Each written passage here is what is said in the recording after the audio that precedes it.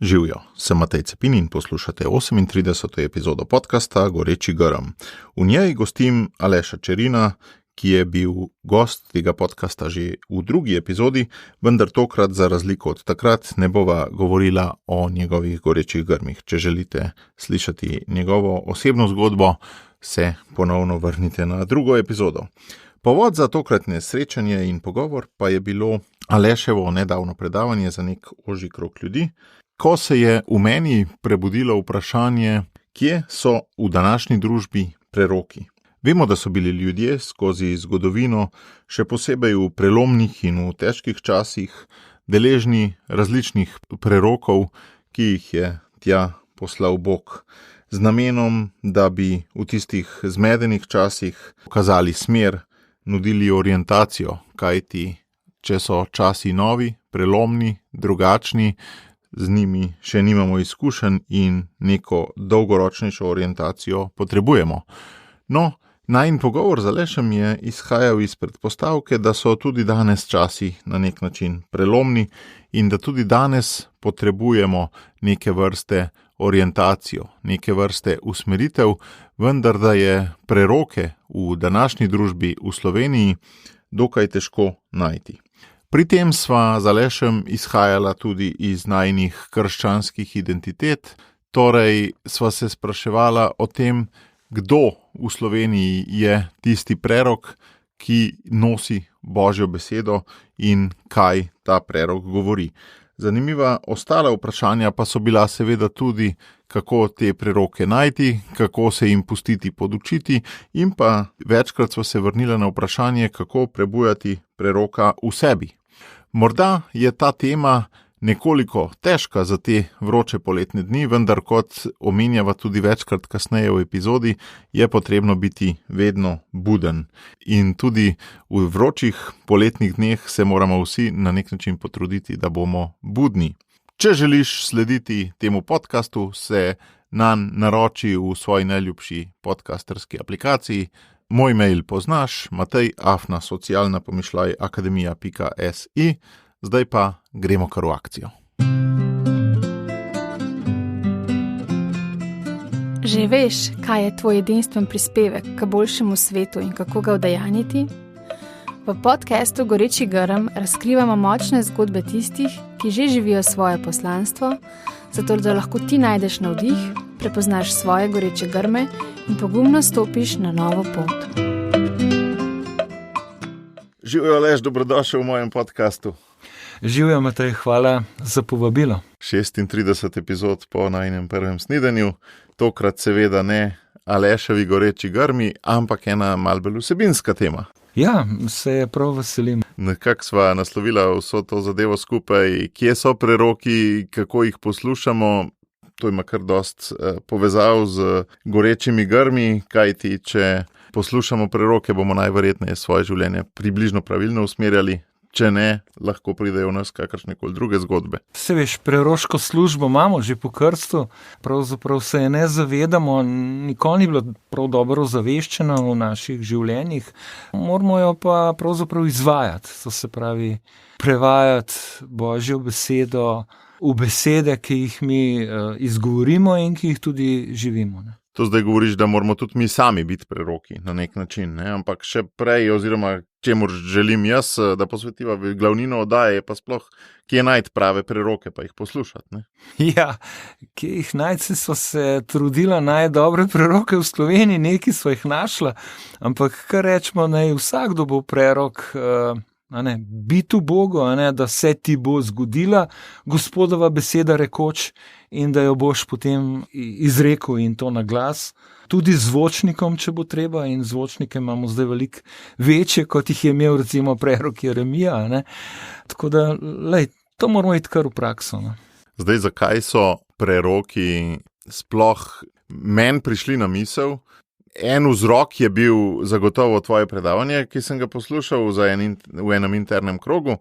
Drug vzrok je bil pa pri meni to, da so časi zdajle kar prelomni, da so spremembe velike, da se časi spreminjajo in v takih prelomnih časih, ko še nismo navajeni novih vzorcev, rabimo neke kažipote, rabimo neke svetilke, rabimo neke preroke, Ja, časi so prelomni, sam ne vem, kateri časi niso bili prelomni na nek način. Ne. Ko sem se za tole pripravljal, sem šel pogledat mojo rodbinsko zgodovino. Ne. Moj starata, rojen leta 1900, je doživel 2 svetovni vojni in čas komunizma po 2. svetovni vojni. Moj oče, rojen leta 1935, je doživel kot mlad fantič 2. svetovno vojno in čas komunizma skoraj do svoje smrti. Jaz pa samo en kos komunizma in en del demokracije. Torej, časi so za mene blagoslovljeni, ampak zdaj pa vidimo, ne, kako hitro se nam vse skupaj spreminja, kako hitro grejo informacije, kako hitro lahko potujemo, recimo. Ne. Moj oče je potoval, star oče je potoval do Kočevja in nazaj 2 dni, ne. To jaz naredim pravzaprav v uri pa pol. Ravno tako hitro informacije potujejo, ravno tako se oplajamo z drugih delov sveta in potegnemo z drugih delov sveta neumnosti in tudi kaj dobrega. Ne. Najbrž je res tako, da tisti, ki smo rojeni v 60-ih ali pa 70-ih, ali pa tudi tisti, ki so še kasneje, 80-ih, 90-ih, večina poslušalcev nas je iz te dobe, smo res živeli doslej v nekih blagoslovljenih časih in nismo navajeni tako, bi rekel, hudih časov, ali kaj bi rekel, kot se mogoče zadnje 2-3 leta kažejo. Zdaj lahko je prerokba, da bojo časi še hujši, ampak če samo jaz naštejem nekaj dogodkov ali pa dogajanj, ki jih opažam kot nekaj, na kar prej nismo bili pripravljeni, ne, je seveda COVID, ki je spremenil neko socialno krajino našega planeta, ne. Potem je ponovno vojna na evropskih tleh, potem pa računalništvo, ne, je zdaj res doseglo preko mobilnih telefonov. Te tehnične inovacije so zdaj se tako zagrizle v našo družbo, da so popolnoma spremenili našo družbo, popolnoma so spremenili, kako se med seboj pogovarjamo, kako nakupujemo, se učimo in kako se srečujemo, kako potujemo, vse te stvari, ne, in so začele zdaj kazati, ne, če ne drugega, preko raznih oblik nekemičnih zasvojenosti, ne, so svojo grozoto tudi, ne. Ja, Matej, to je vse res in tole zadnje se zelo opaža, ne. Ne samo pri mladini, tudi pri nas, ne. Tudi mi moramo biti kar trdni, da ne. Tudi pri starcih, ne, za tiste, ki imate radi trače, ali je še šel v penzion pred nekaj meseci, 2, ali koliko že. Pred dobrimi 20 dnevi. No, torej tudi za penzioniste praviš, da se to zelo. Ja, Matej, in glej, je pa obenem tudi zmeda tega sveta zelo velika, ne. Tako, jaz nekako govorim, da smo vrgli Boga z oltarja, a ne, temu rečemo sekularizem, živimo, kot da Boga ni. Človek je pa tako presežno bitje, ne, ki se steguje ven proti vedno iščemo nekaj več, ne. Ja, proti transcendentnosti, iščemo nekaj več, nekaj, kar nas presega, a ne. To je Bog za naju, ko smo kristjana, a ne. Če pa Boga vržemo dol z oltarja, potem pa rado zleze kaj drugega na oltar, a ne. Vedno zleze kaj drugega na oltar. Ker je to narava naše duše, ne. Tako. In rad pa zleze gor denar, moč, vpliv, slava, nebrzdan seks, a ne. Včasih tudi hvale vredne stvari, kot je žena, otroci, delo, a ne, ki se potem sprevržejo pretirano delo. Ne. Hvale vredne stvari, ampak ne za na čisto na prvo štengo, ne. Ja, hvale vredne, ne pa za na prvo štengo. In vidiš, zdaj si, ne vem, želiš malo postavljati hierarhijo, se mi zdi, ali kakorkoli, ne. Ko si rekel štenga, ne, jaz pravim, na prvi stopnici najviše naj bo Bog, ne. In potem, če greva tukaj v odnose, odnos z Bogom, odnos s zakoncem, odnos z otroki, odnos s starši, odnos s prijatelji in sodelavci in potem tako naprej, ne. In tukaj, ko začneš o tem govoriti, se kar ena skupina ljudi zarepenči, recimo, da so otroci daleč pred zakoncem, recimo, ne. Kar pa ni ne svetopisemsko, ne prav, in ko se to začne udejanjati, gre pravzaprav veliko stvari narobe. No, in v teh zmedenih časih mi pride na misel ena metafora, ki sem jo slišal od tebe to je pa bilo pred 2 mesecema na tistem predavanju, namreč, da vedno, kadar Božje ljudstvo zablodi, ga ima Bog seveda še bolj rad in jim pošle neke rešilne bilke, ne? In da ena od zelo močnih rešilnih tabletk je tudi poganski kralj, ne? Ja. Tukaj se zdaj ne nanašava nujno na aktualno vlado ali pa karkoli, ne? Ker kdo s vami dva, da bi to sodila konc koncev, ne?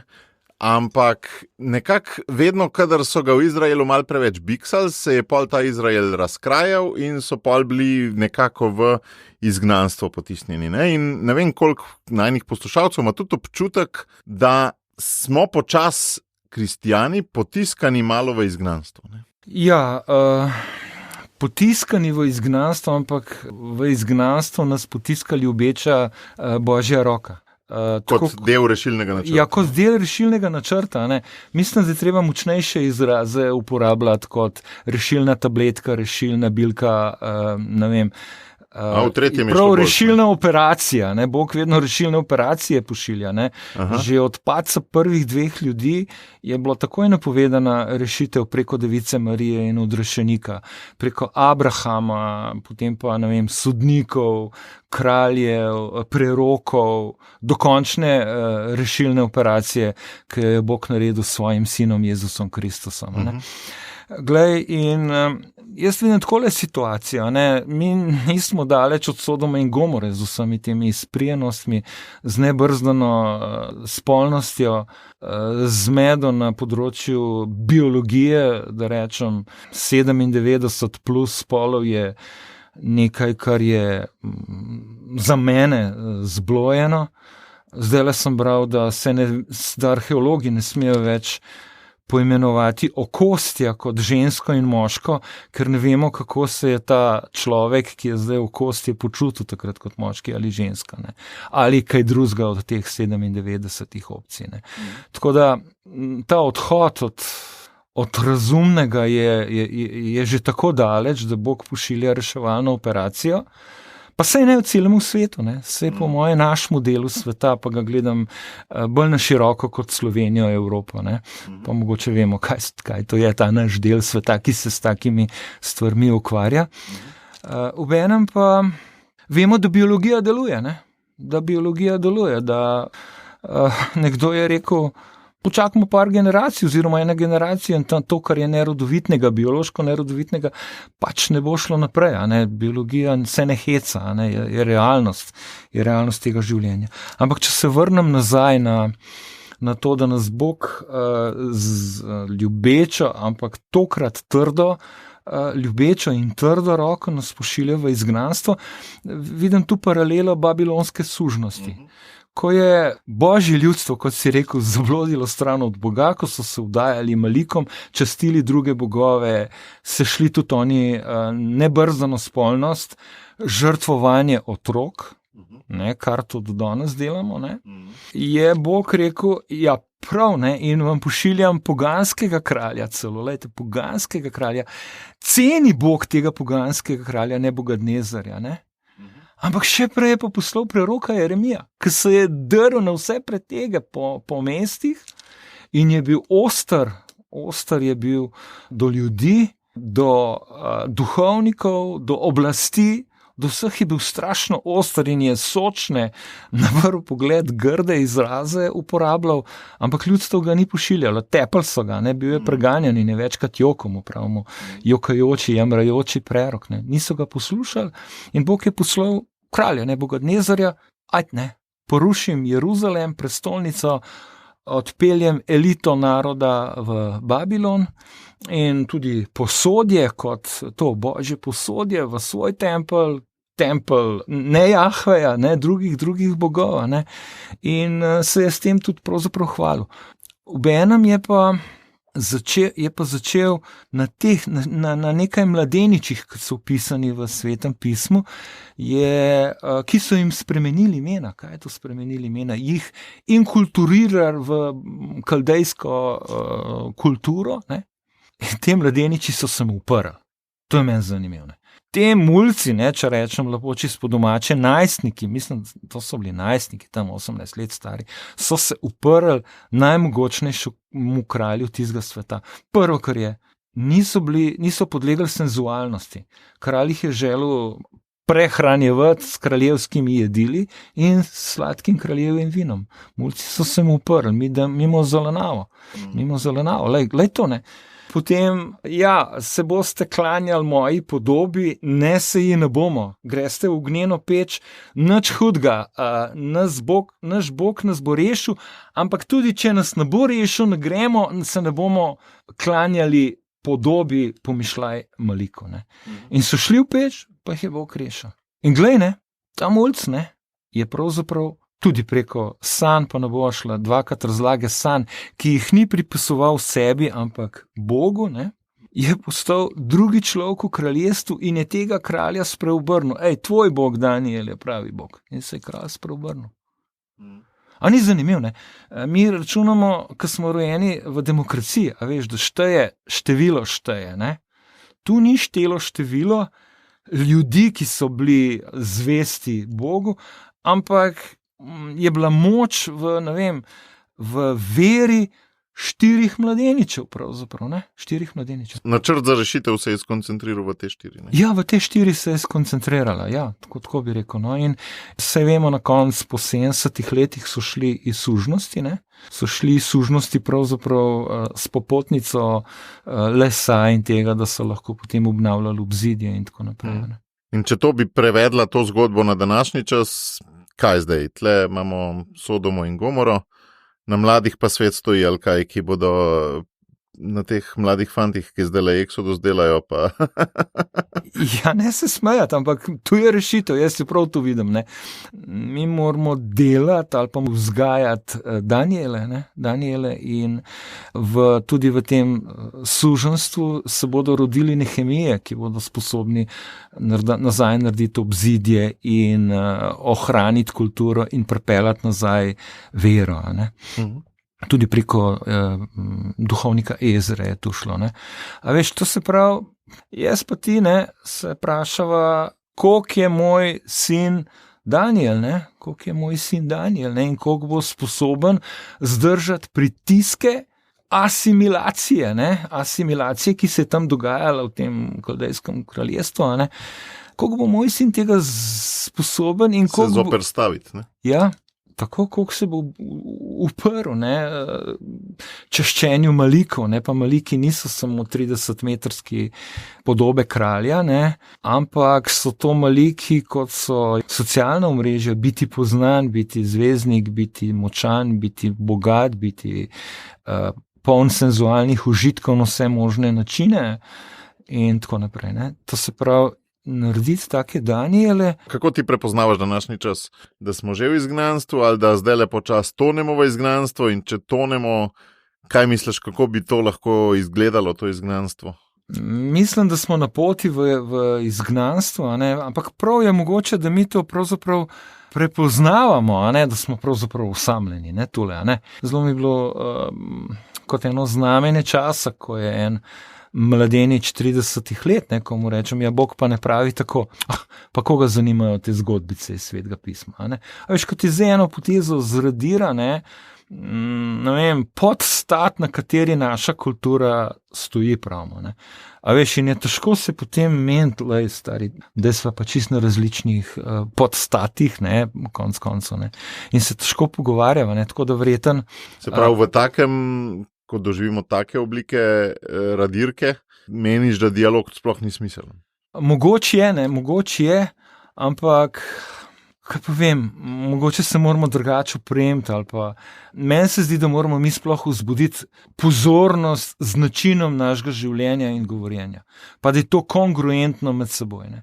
Da mi še vedno govorimo o Bogu, ne, da se mi poučujemo najprej, da beremo po domače Božjo besedo, da se o njej razmišljamo, da se o njej poučujemo, da besedo živimo iz moči zakramentov tudi, iz moči zakramentov, ne sami, ne.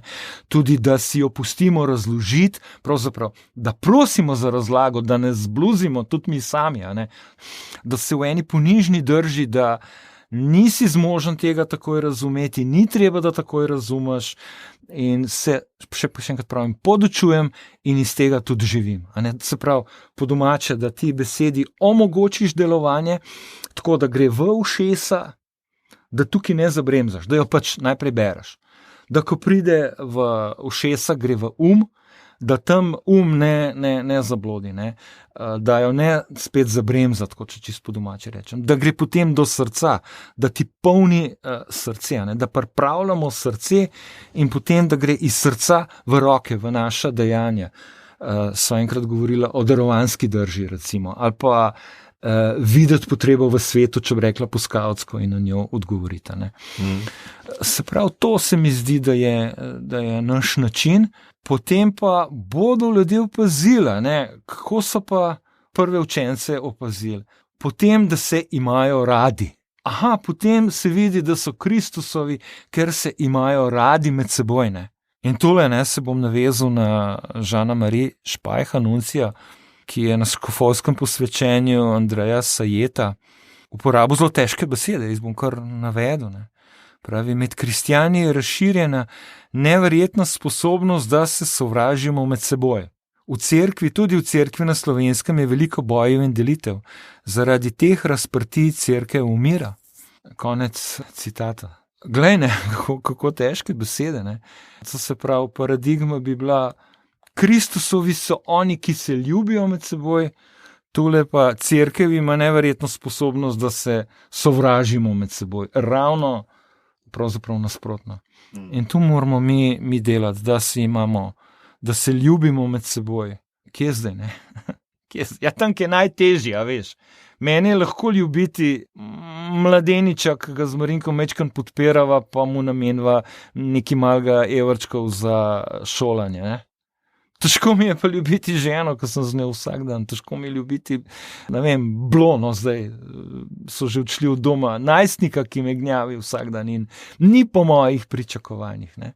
Ljubiti v družini, v rodbini, v skupnosti, ožji, širši in potem najlažje pa tam unga, čist na unem koncu sveta ljubiti. Glih si omenil Nuncijeve besede, se mi zdi, da če smo prej govorili o prelomnih časih, o časih velikih sprememb, na drugi strani pa pričakujemo, da bo cerkev ostala kar bolj ali manj enaka, ne? Da bo ta cerkveni aparat, ki naj bi nam nudil podporo pri tem, da bi mi takole živeli, kot si zdaj le opisoval, ne?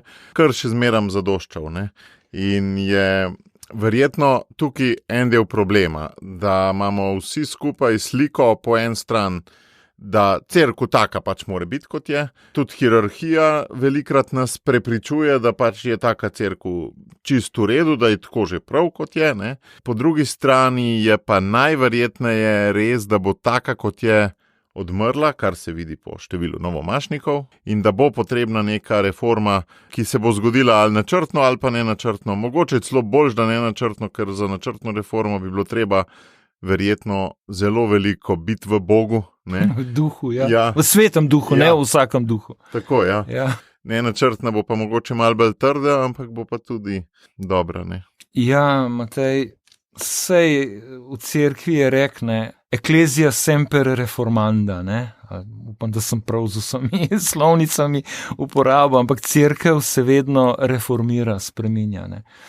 In ne glede na to, kaj bomo načrtovali, ne, bo verjetno, ne, tak način delanja cerkve, če rečeva, kot smo ga poznali, kaj pa vem, koliko let, na 100 let, zamrl, obenem pa gotovo že oba čutva brbotanje, ki je skrito pod tem plaščem tega klasičnega delovanja cerkve. Ki ga zelo redki opazijo. Ja, moraš malo opazovati znamenja časov. Evo, zanimati te more. Ja. Zanimati te more in videti to brbotanje in to vzleta. Ne?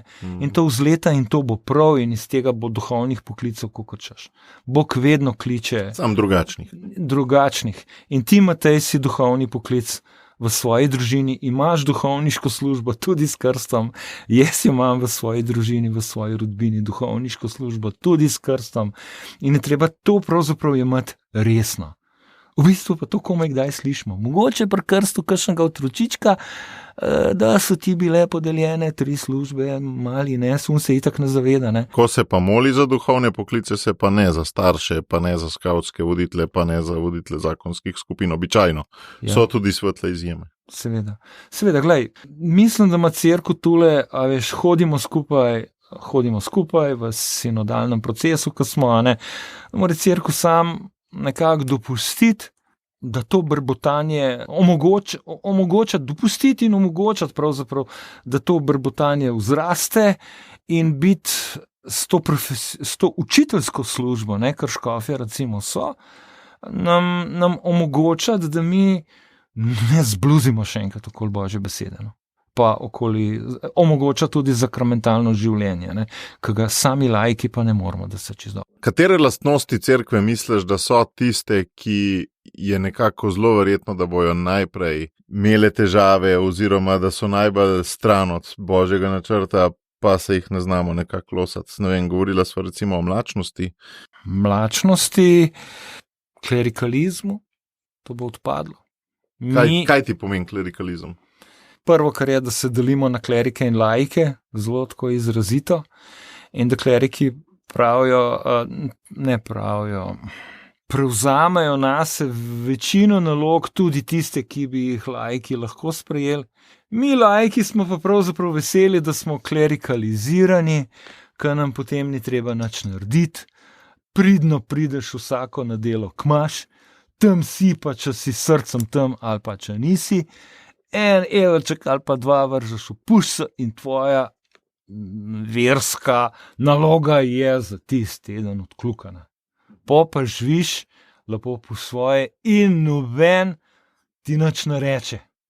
Še pri pridgi se ti ne upajo uporabiti malo trde Božje besede. Bog je velikokrat uporabil trdo besedo, tudi Jezusa rišemo kot enega feminiziranega modelčka, a ne? Je pa bil zelo trd, obenem pa milostljiv. Trd do cerkvenih struktur tistega časa, pa milostljiv do grešnikov, mega grešnikov tistega časa. Ne? Ena od podob klerikalizma bi lahko bila tudi kleriki, ki žugajo iz prižnic dol laikom, kako živeti, ne? Ti si pa uporabil glih obratno primerjavo, ne? Se pravi, da so kleriki lahko tudi tisti, ki nič ne upajo reči, zato ker uporabil si izraz, ker mi damo po 1 evrček do 2 v puščo, ne? Ja, a si ti v resnici želiš duhovnika, ki te gladi, kot je rekel takrat v vlogi nadškofa, zdajšnji kardinal Rode, v smeri dlake stalno. A otrok si mogoče takrat, ki je še otrok, si želi očeta, ki ga vedno sam gladi Boža in mu nič ne reče, ko blodi. Ali si ti, ko si starejši, bi želel očeta, ki ti je tudi trdo besedo povedal v mladosti, pa je takrat še nisi hotel slišati pa razumeti in mu ne bi dal evrčka, očetu ne bi dal lajka, ne?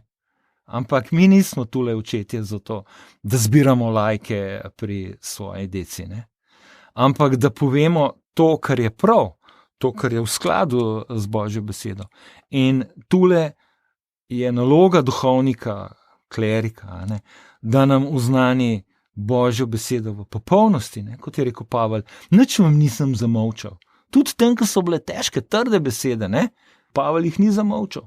Marsikdo se jih pa ugiba. Če si že greva na to, kaj si jaz želim, jaz si najprej želim skupnost kristjanov, kjer bi mi skupaj živeli, se delili, se imeli radi in vidim duhovniško službo kot pač eno od, res da nepogrešljivo za to, da stvar funkcionira, ampak vseeno eno od, ne? Poleg tistih, ki poučujejo, poleg tistih, ki skrbijo za karitativnost, poleg tistih, ki skrbijo za komunikacijo, poleg tistih, ki ne, marsikatera od njih se da nekaj pogrešati, ne, te se ne da, vidim jo kot eno od. Ne.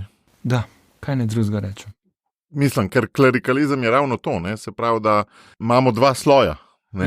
Ja, stalno poudarjanje teh 2 slojev, ja. In to tako na ostro, s tem, da se razumemo, tudi mi laiki si želimo biti klerikalizirani, zato ker ti ni treba potem stopati iz cone udobja. Ker Jezus nas pa stalno meče iz cone udobja. Temeljno vprašanje na tele današnje epizode se mi zdi, katere bitke so tiste, ki jih je vredno biti v teh časih. Zakaj bitke? Ne? Zato, ker gre svet velikokrat nasprot. In je neke vrste, tako kot si rekel, ne? Ni vse samo gladenje v smeri dlake, ne? Ampak je vendarle včasih se treba zoperstaviti, tudi ti si prej govoril o zoperstavljanju, ne? Ampak teh bitk je veliko in seveda, bitke moraš izbirati pametno. Ne? Nekateri verjamejo, da biti bitko je najbolj smiselno v politiki, ker tukaj se nam dogaja največ problemov v smislu, uzakonjanja raznih stvari, ki niso v skladu z neko zdravo pametjo, resnico, kakorkoli. Ne? Nekateri mislijo, da je treba biti bitko v samem sebi v smislu tega, da bojo oni sami sebe nabildali. Ne? Telesno, duhovno, to vidva velikokrat. Ne? Mnogi se pa iz bitk sploh umaknejo. Ne? Se pravi, poznam in očete, duhovnike, znanstvenike, spikerje, ki pač rečejo, lej, jaz se ne grem več tega. Ne? In nehajo prispevati, oziroma mislijo, da nehajo prispevati svetu. Ne? Ja, jaz pravim to, da gre v bubico, a veš, tako bubico, en tak izraz. Ja. Jaz se tule zabubam, mogoče ta bubica taka, lej, jaz se bom zveličil, potem pa mogoče naj se še moja žena, pa moj otroc, potem je pa to nič več ne briga. Tako. Ampak to je totalno ne evangelsko. Ne. Pojdite po vsem svetu in naredite vse narode za moje učence. To je jasno poslanstvo za tebe, za mene, za vsakega kristjana. Zdaj, kaj je moj svet? Kam zaiti, ne? Moj svet je najprej tisto ožji svet okoli mene, ne? Moj svet sem pravzaprav najprej jaz in moj odnos z Bogom. In to bitko biti stalno, ne? Ker ti stalno ta zahtevnost Boga te odvrača od tega, da bi se ti ne bojeval z njim, ampak da bi vstopal v to, da bi bil podoben Jezusu, recimo. Ne? A veš, to te odvrača, to je težko, pa Jezus ima take hude besede, mislim, mene tako odvrne pravzaprav na prvo žogo, ne? Ampak si rečem, da je to Jezus rekel, da je malo razmisel začetek, ampak tukaj bi jaz izstopil najraje, ne? Potem seveda bi izstopil tudi iz bitke za dober, ne proti, ampak za dober odnos s svojo ženo. Pa dej, ona je drugačen svet, ona je ženska, ona tako razmišlja, pa dej, kaj tukaj vse logičen. Sorry, ni vse logičen, ne, dec, ni vse logičen. Ne. Bodi v bitki za dober odnos z ženo. Pa karkoli že to pomeni, da skupaj nekaj delata. Za vsakega nekaj drugega, konc koncev nekaj drugega, ampak glej. Za enega, da ji mora kaj več povedati, za enega pa ta mora biti kdaj tih. Ne. Ja, ampak v enem pa tudi, veš, da si rečeš, lej, različna sva, Bogu hvala, da sva različna, tako naj jo Bog naredil, komplementarna sva. In to je fino, ampak jaz tega ne razumem, ona mene ne razume, da je nekaj naredi, da bova se bolj razumela. Kaj pa če bi šla na en seminarček, kaj pa če bi to, kaj pa če bi ono. Pri čemer je včasih vprašanje, da ni tako, da bi oba želela. Ne? Ja, ni seveda. Tisti, ki je bolj pameten, ki je prišel do spoznanja, ne, on, nagovarja, moli za to in omogoča. Bolj pameten, taj dobro. Ja, bolj pameten, ki je že prišel do spoznanja, da med nama ni tako optimalno, kot bi lahko bilo. Lej, zakon mora biti nekaj tako lepega, da vsakdo zahrepeni po njem. Tle se moj odnos z družino in življenje prebudil. Mi imamo prav to, ne da glih komi, da zdržimo, da si nekako roko zvijamo, ali kako, da nam je hudo, da trpimo, da smo trpeči. Zakon je toliko nekaj lepega, da ko te mulci gledamo, to je skomaj, čakam, da se poročim. Ne. To bitko. Prav za mnoge ljudi je to daleč od realnosti, ne? Ampak ravno tukaj je bitka. Ne? Pa tukaj je zdaj priložnost. Glih zato je bitka, ker je to daleč od realnosti. Ja, ampak opazovati okolico pa si reči, zakaj je v tej rodbini gre. Jaz sem šel zdaj po hribih, Matej. Jaz eno rodbino tam gor v hribih, v Škofjeloškem hribovju, poznam preko 2 skavtskih taborov, ko smo tam taborili 2 dni in smo opazovali odnose med atom pa mamo, pa od starši pa otroki, ne? Pa njihov odnos do Boga, pa recimo. Ne? In zdaj grem po 15 letih mimo, ta družina, pomišljaj, zdaj je rodbina, najbrž ne, se je razvila tako, neodeleč je videti, recimo, poslovno se, in vidiš tudi veliko poslovnih kiksov po pokrajini, ko hodiš.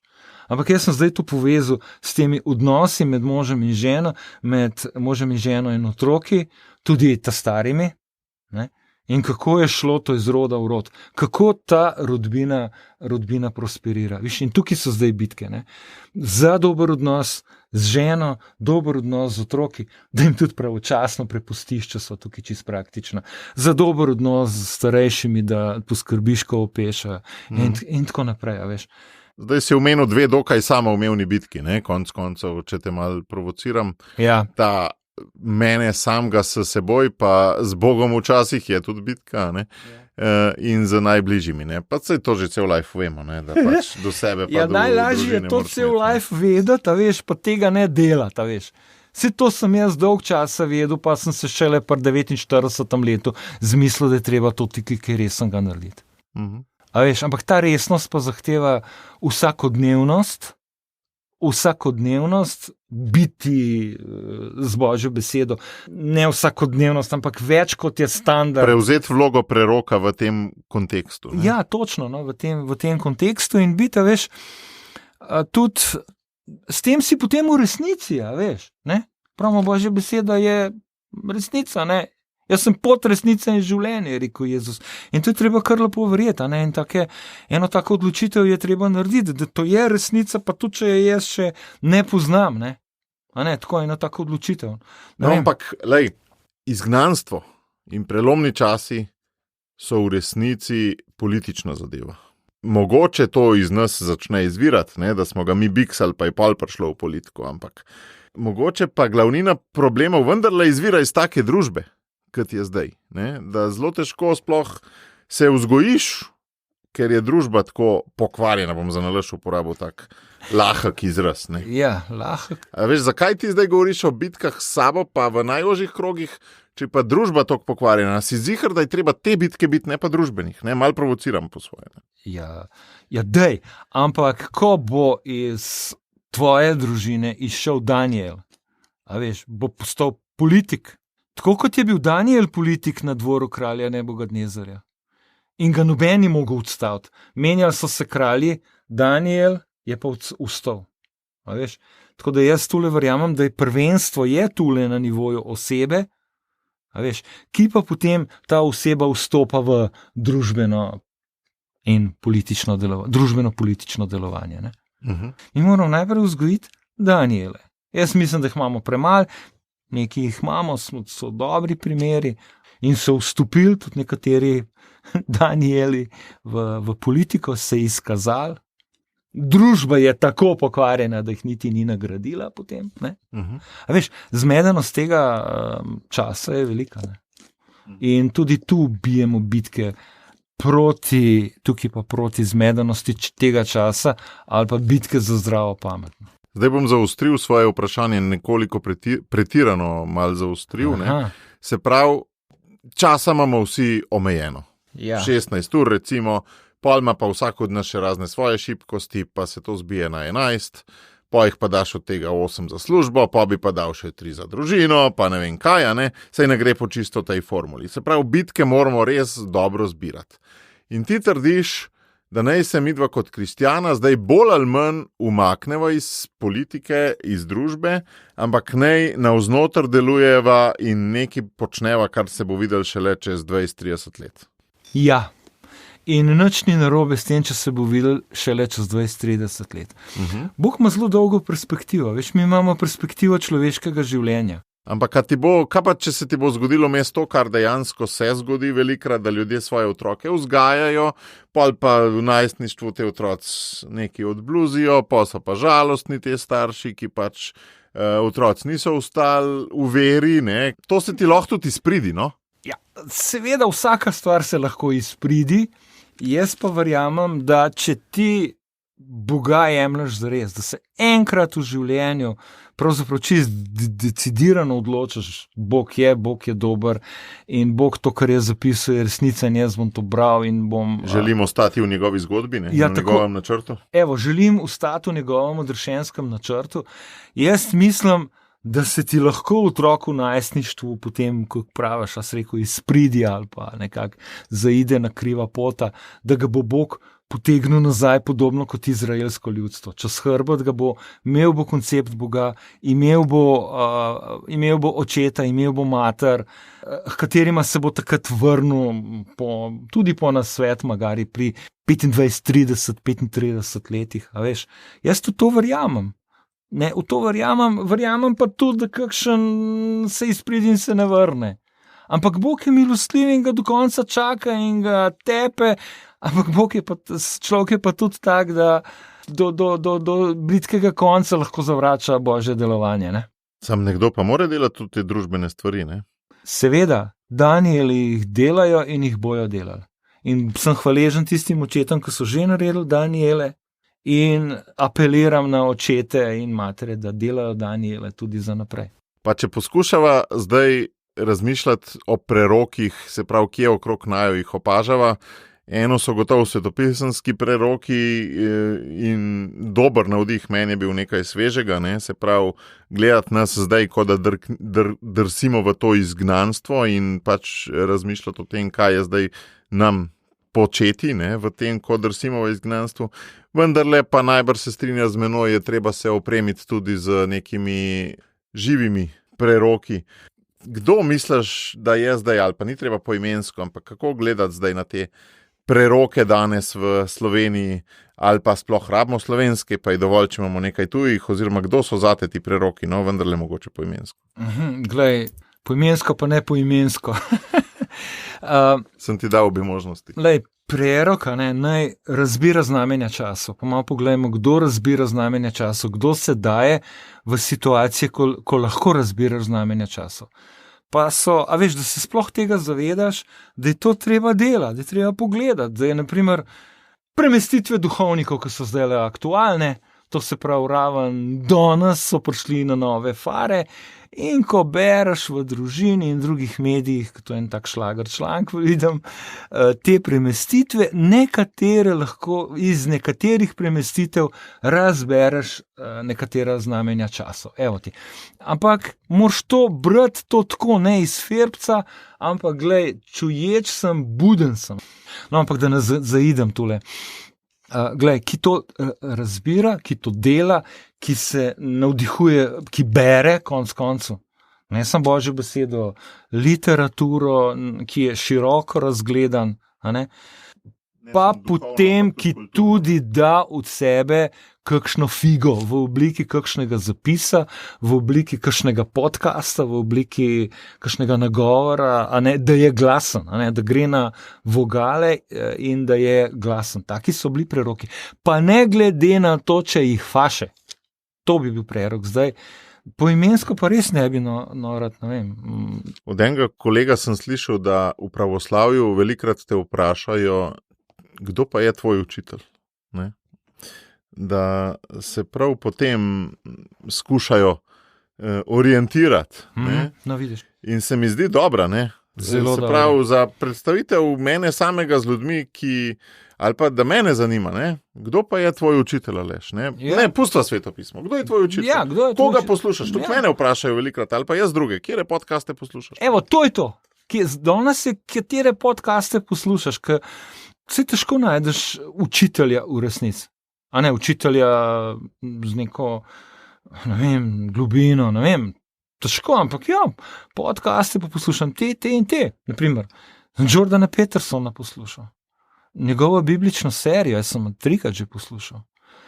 Mene je to fenomenalno in bi se veselil pridik v tem smislu, ne zdaj je toliko psiholoških in toliko takih, ampak on razbira bisere, nam jemlje ven iz teh zgodbic, ne, kot jih nekdo hitro odkluka kot zgodbice, kot sem prej rekel za onega 30-letnika. Ne. In sem hvaležen, ne, in potem njegove, se veš, njegovi nagovori so pa 2 uri pa pol, ne, in si treba malo časa vzeti, ampak vzam si ga. Pa predvsem pripravce na to, ne samo o kolesarjenju poslušati. Ne. Ja, in imeti tudi Božjo besedo zraven koncu, ki reče, da vidiš, kaj je Bog rekel in kako je to on interpretiral. Ne. Pa v bistvu niti ni teolog, on je vse bolj z tega psihološkega. Ne. Potem, ko povem, jaz poslušam, odkrito povem, škofa Roberta Berona. On vsako Božjo besedo pove v 15 minutah. In 15 minut ti ni prvo, nič dolg čas in on povezuje Božjo besedo. Ne? Recimo, povezuje preko loka Svetega pisma. Sveto pismo je ena najbolj linkanih knjig, ne? In je to treba linkati, ne? In je se naučiti treba linkati in moraš biti globoko not, da to lahko narediš. Ker se je lažje zapičati iz Božje nedeljske besede v eno besedo in jo napihati tukaj po možnosti s svojimi zgodbicami. Ne? A veš, in enostavno imamo danes toliko možnosti iskati učitelje in jih tudi najti, se navdihvati drug od drugega, se zato pa smo ena krščanska skupnost, zato tudi ti ne moreš biti sam. Ko je me moj prijatelj Benjamin na poti v Pragu, mi je sploh koncept podcastov razložil, ne. Nisem ga poznal, ne. In mi je parih predlagal, sem začel to poslušati in potem sam iskati naprej, ne. Mogoče se tudi tebi kaj tazga zgodilo enkrat, ne. A ne, ampak, a veš, dati se na razpolago za učenje do britkega konca, a veš. Tukaj mi je pa tudi všeč misel Mihe Sokolovnika, ko pravi, da telesno mi ne moramo napredovati in tudi telesno, odnosno pa lahko in moraš napredovati do zadnjega diha. Ne. In tule se ti lahko znajdeš v sistemu turških nadaljevank, ne, v kolesju nekega brezplodnega dela okoli vrta, vrtičkarjanja, košenja travice in kot dedek, recimo zdaj, ko sem upokojenec, zapadaš v to kolesje, lahko pa ti postaneš mož po božjem srcu. A ne? In postaneš ti mentor mladim. Ti moraš biti tak, starec. Danes pravimo, kar na hitro rečemo, starost je modrost. Ni. Starost je starost, sivost, opešanost, godrnjanje, zoprnost, kritizerstvo in vse to je starost. Lahko pa je reflektirana tvoja življenjska doba skozi Božjo besedo, ki se potem odrazi v modrosti in jo imaš ti potem priložnost dajati naprej. Izpostavi se situacijam, ko boš lahko dajal naprej. Indikator tega pa je, a je že prišel kdaj kakšen mlad človek k tebi, pa te vprašal za nek življenjski nasvet. Če ja, če ne, pa vprašaj, zakaj ne. Tukaj zdaj spet lezeš v to, kako prebujati preroka v samem sebi, ne? Ampak zdaj govorila sva o nasvetu, kako se izpostavljati prerokom, ne? In jaz sem zdaj nekako začutil ta nasvet, ne? Nehajte poslušati te goreče grme, ampak poslušajte, si izberite vaše učitelje in poslušajte te učitelje redno, zbrano, z zapisovanjem in se jim dajte v roko poleg Svetega pisma, ne? Drugi vidik mi je bil pa tudi zanimiv, ko si ga povedal, se pravi, odpirati si priložnosti, da nekaj radodarno daš naprej, ne? Ja. Zelo zanimiv je, kako stari ljudje razmišljajo velikrat, ne, kaj lahko dajo naprej. Ne. Naša soseda, ni čist več soseda, prej je bila, preden smo se preselili, ne, ima eno mašino 1000 evrov vredno za nudle delata, ne, in je pol to dajala in pol je moja žena rekla, da pač nam jih že tudi drugi delajo, ne, in je pol bila čist zelo v šoku, zmedena, kaj zdaj sploh nam lahko da, ne, poleg teh rezancev, ne. Iskati, ne? Ampak to je stalno iskanje, ne? Saj ti nikoli ne veš, neka skušnjava je tudi v tem, da bi ti rekel, da to jaz dobro delam, to bom dajal naprej, ampak te pa lahko čas malo povoz, pa nisi več, ne, moraš nekaj novega najti, ne? Stalno tudi iskati, kaj dajati naprej, ne? Enako kot za cerkev, ne, Ecclesia semper reformanda, bom rekel, human being semper reformanda, kako ne vem, kako je to v latinščino zapakiral, ampak človek naj se vedno spreminja, ne, in se veš, mi v družini in življenju pravimo namenoma, ne, tako da se prav namensko izpostavljaš, da boš lahko. Kakšna je pa luč na koncu tega tunela, na koncu tega izgnanstva? Te preroki so delali, kar so delali, so se odpovedovali čutnim užitkom, so razlagali sanje, so poslušali Božjo besedo, so se družili s kralji, so dobro opravljali svoje delo, bili nenadomestljivi, imeli veliko zaupanje. To velja tako za nas, ki ta podcast poslušamo, kaj naj kot preroki počnemo, ne? In tudi za to, kakšne otroke vzgajati, ne? Ampak kakšna je motivacija, kakšna je luč na koncu tega predora, kaj se bi ob tem pravzaprav lahko zgodilo, kakšna je obljuba, če bomo to počeli? Ta tunel je lahko zelo dolg, veš, in ta lučka je mogoče zelo brljivka tam na koncu, ker je ta tunel tako dolg, ne. A veš, še enkrat bom pa rekel, mi merimo v dimenzijah človeškega življenja in kar se ne zgodi za časa mojega življenja, ni vredno nič. ne podaljšamo perspektive v večno življenje. No, to bi rekel. Ne? Vsem smo boljši od politikov, oni merijo na 4 leta. Ja, dobri smo, ja. Ampak vendarle v božjih očeh pa to ni dimenzija, je to ena pikica v primerjavi z večnostjo. Zdaj tule moraš imeti vero v večno življenje, ker ni samoumevno. Tudi za kristjane to ni samoumevno, ne? Ne verjamemo pravzaprav v večno življenje, ne verjamemo odrešenje Jezusa Kristusa in marsikaj drugega. Ne? Tako nabreko, treba je imeti zelo dolgo perspektivo in tudi delati na dolgi rok. In če se za časa mojega življenja, vzgoje mojih otrok, nič ne zgodi, pa če sem jaz neki gotovosti, ne vem, neki relativni gotovosti, da sem delal tudi v božjih očeh dobro, ne? Se bodo te rezultati pokazali na dolgi rok in jaz pravim, in mi bomo to opazovali dol iz nebes. Nič hudega, no, to.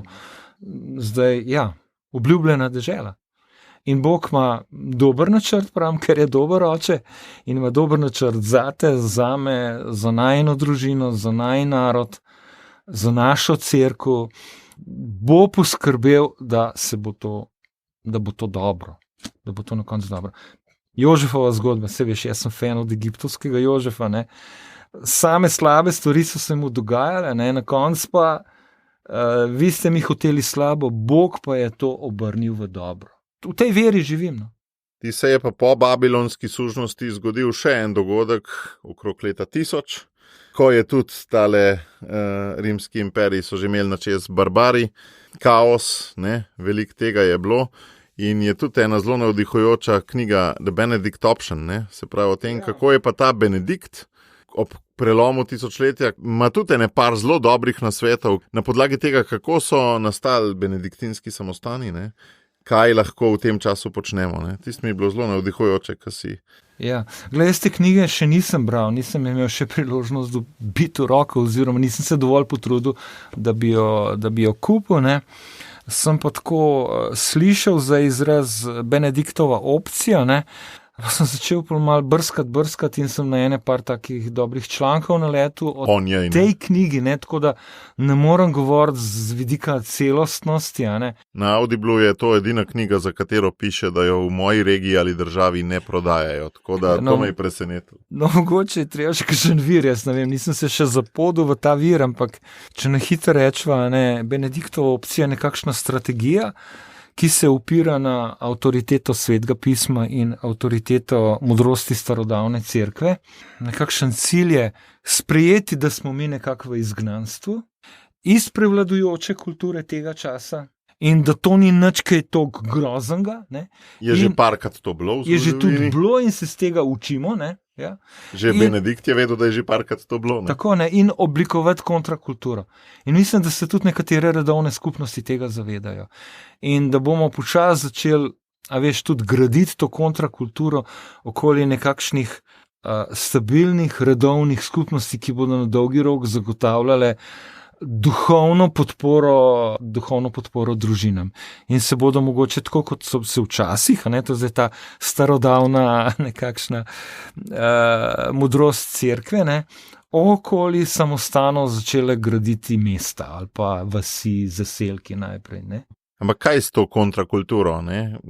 Ta kontrakultura se mi sliši kot neke vrste zapret se vase, ne? Zapret se vase, zgraditi neko ali pravo ali pa navidezno obzidje okrog sebe in to je malo v nasprotju s tem, da moramo biti v svetu prisotni. Ne? Ja, Matej, sej zapiranje vase za nekaj časa in na permeabilen način, z vrati, da rečem čist, ne, ni napačno. A veš, ko ti, jaz zdaj bom čist biološkega vidika, ne, ko ti celici vzameš ograjo, ne, ko ti celici vzameš obzidje, celica razpade. In je ni več. In ne more funkcionirati. In naprimer antibiotiki veliko delujejo na ta način, ne. In zdaj mi smo deležni teh antibiotikov in podiramo obzidje, vse meje podiramo, ne. In to ne bo dobro. nisem pa nikoli rekel, da se moramo mi hermetično zapreti in tam noter živeti in se ujčkati in samega sebe gladiti, duhovno se samo zadovoljevati pravzaprav v teh skupnostih, ampak bomo poslani potem na ven, kot je to tudi Jezus delal, po 2 in 2, ampak s trdnimi temelji, ne, s trdno kulturo, s trdnim odnosom z Bogom, z bližnjimi, bomo šli ven, ker bomo imeli vrata. Ne, ta kontrakultura, tako se malo sliši kot celice islamskih skrajnežev, veš, ki bi potem bili kontra svetu, ne? Ampak tukaj ne misliš tega. Lej, a veš kaj, mi po biblijsko, ne, nismo od tega sveta, smo pa v tem svetu. In moramo biti v tem svetu, pa vendar ne od tega sveta. Se pravi, sprejemati vse, kar svet nudi, ne, in njegov šef tega sveta, ne. No, če zaključva to epizodo z nekim povzetkom, poskušava povzeti, torej kako zdaj poslušati preroke in prebujati preroka tudi v sebi. Omenila sva, bom poskušal jaz ti pa pol dodaj, no, omenila sva vsakodnevno prisotnost pred Božjo besedo, ki naj ne bo samo branje, ampak naj gre res v vse dele telesa, ne? Se pravi ušesa, razum, srce, tudi pol darežljivost naprej skozi roke. Omenila sva poleg poslušanja Božje besede. Veš kaj, morda ni sam darežljivost, a veš. Je tudi to, da gremo ven in oznanjamo, a veš, ne? To je delo srca. Je tudi, ne vem, ta karitativna dejavnost, ki sva jo tudi omenila, da vidiš bližnjega v stiski, pa rečeš, ok, kaj naj jaz naredim, a ne? To je tudi moj problem, ne? Ja, tako, to je tudi moj problem, tako, ja. Omenila sva tudi, da poleg Božje besede tudi najdeti preroke, žive preroke, ki se jim malo zaupamo v duhovno učiteljstvo, torej izbrati si nekih svojih nekaj najljubših, ne najljubših mogoče, ampak najbolj koristnih podcastov v YouTube seriji, kakorkoli, ne, sej lahko je to tudi knjiga konc koncev, ne, ampak knjiga je dobra, mnoge so preroške, ampak nimajo pa tega, da bi prav znamenja časa, se pravi, ko se nekaj zgodi, da bi že prav interpretirala znamenja časa, ne. Mnoge pa so preroške, ne. Tudi žive ljudi poiskati, no, da ne bo vas sam na podcastih, no, čeprav za podcasti so živi ljudje. Ja, ampak sva ugotovila, da v Sloveniji težko najdeva, čeprav to ni čist res, ne. Jaz recimo sem prav razmišljal, ne, Klemen Jaklič je en tak človek, ki mnogokrat pove neko ločeno odklonilno mnenje na določene stvari, a ne, in gre v razumski utemeljitvi res zelo globoko v tem, a ne, in če sem zbran in če se mi ga da poslušati, je recimo on tak, ki recimo, ne, pa nima svojega podcasta, ampak če ga ujameš... Definitivno in si želim njegovega podcasta, ne, kjer bi na veku, ki ni podkovan v pravu, prijazen način, razlagal bistvo njegovih mnenj in odkje izhajajo, ne? In bi verjetno prišli do Boga in Božje avtoritete. Ne? Ja. No in to smo dolžni iskati, take ljudi zdaj žive, ali preko elektronskih naprav, ali preko knjig. Ne?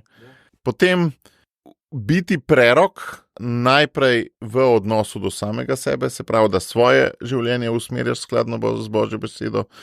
Na drugem mestu sva rekla do svojih najožjih, žene, otrok ali kar pač moža, stare mame, kar pač imamo. Se pravi, imamo vsi, ki smo krščeni, to preroško službo.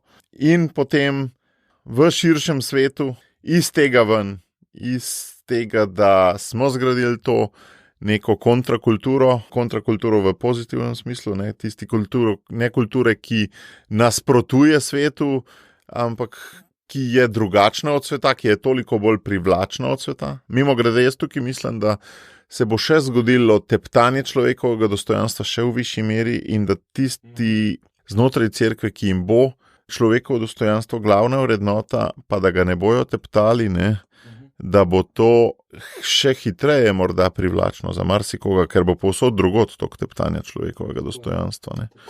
Če bo svet še bolj drsel v Sodoma in Gomoro style, ne, bo to avtomatsko še bolj privlačno. Ne. Amen.